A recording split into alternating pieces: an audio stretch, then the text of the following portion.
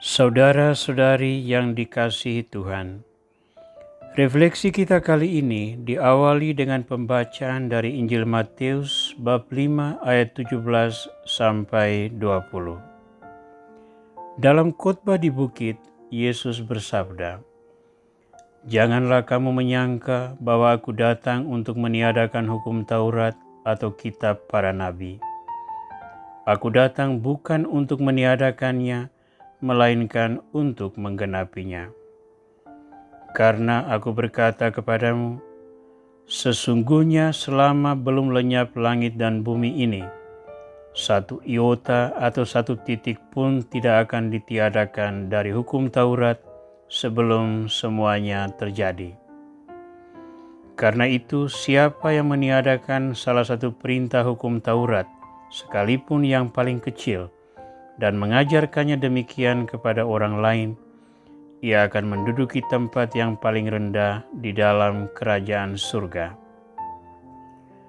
Tetapi siapa yang melakukan dan mengajarkan segala perintah-perintah hukum Taurat ini, ia akan menduduki tempat yang tinggi di dalam kerajaan surga. Maka aku berkata kepadamu, jika hidup keagamaanmu tidak lebih benar daripada hidup keagamaan ahli Taurat dan orang-orang Farisi, sesungguhnya kamu tidak akan masuk ke dalam kerajaan surga."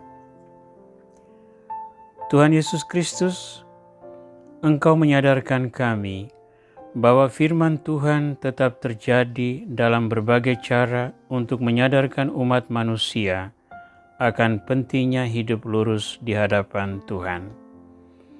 Firman-Mu yang telah Kau curahkan ke atas kami menjadi pedoman hidup kami. Maka doronglah kami untuk mendalaminya agar pemahaman kami semakin mantap. Doronglah kami untuk meresapkannya di dalam kehidupan iman kami, sehingga penghayatan kami sungguh-sungguh berakar pada kebenaran Injil-Mu.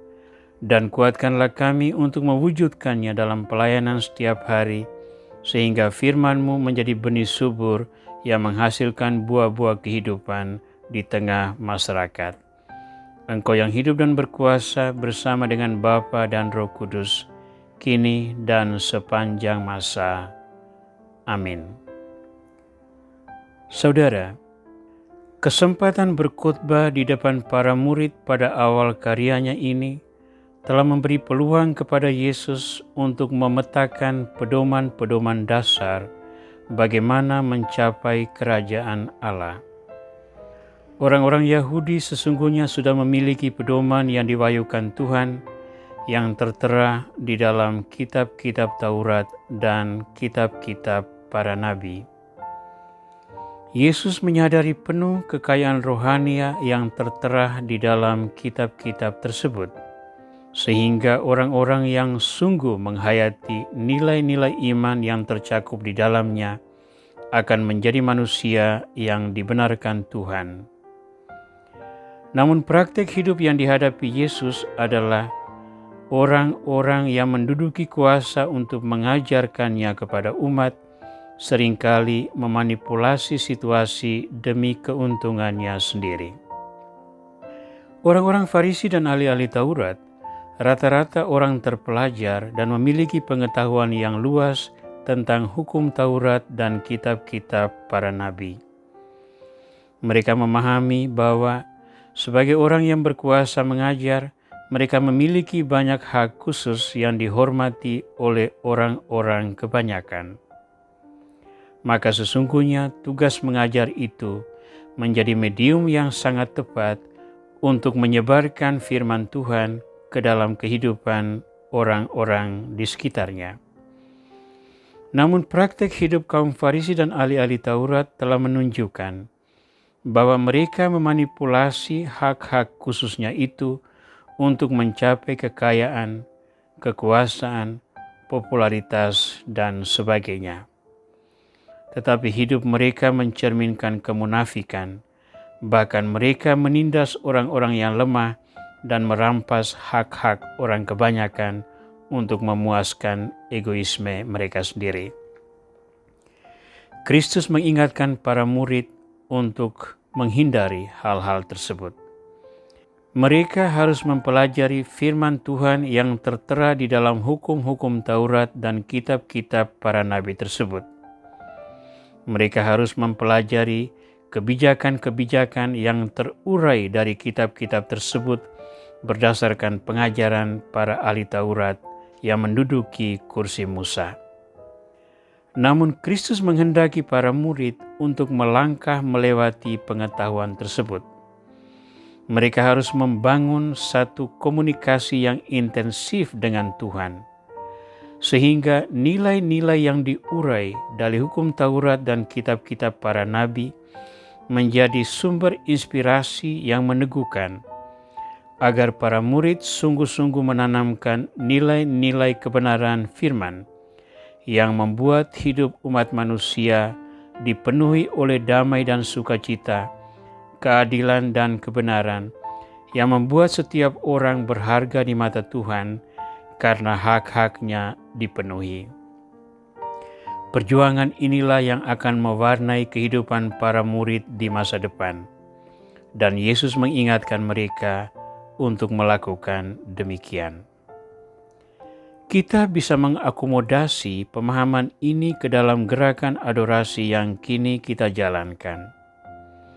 Adorasi sebagai pertemuan intensif dengan Tuhan yang bertakhta di dalam sakramen Maha Kudus memberi kita peluang untuk melangkah melewati batas-batas pengetahuan yang kita peroleh melalui katekese, melalui pendalaman iman, melalui seminar dan studi-studi ilmiah dalam tema-tema teologi, kitab suci, dan sebagainya. Semua pengetahuan itu sangat baik untuk membentuk frame berpikir kita. Namun pengetahuan tidak menentukan bagaimana kita hidup. Pengetahuan menjadi inspirasi, menjadi pedoman, namun yang menentukan adalah keputusan kita sendiri berdasarkan bisikan Tuhan yang kita peroleh melalui keintiman relasi kita dengan Tuhan. Berkali-kali saya menekankan betapa pentingnya doa, meditasi, sakramen, dan pelayanan-pelayanan rohania yang menunjukkan bahwa kita berjuang dengan sekuat tenaga untuk selalu meraih tempat yang layak di hadapan Tuhan.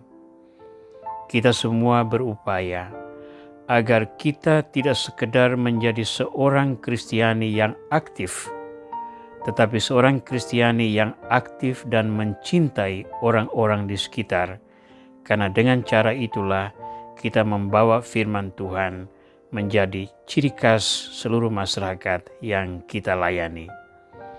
Jadikanlah adorasi sebagai medium untuk menimba kekuatan, sehingga kita mendalami firman Tuhan yang memperkaya hati dan budi kita.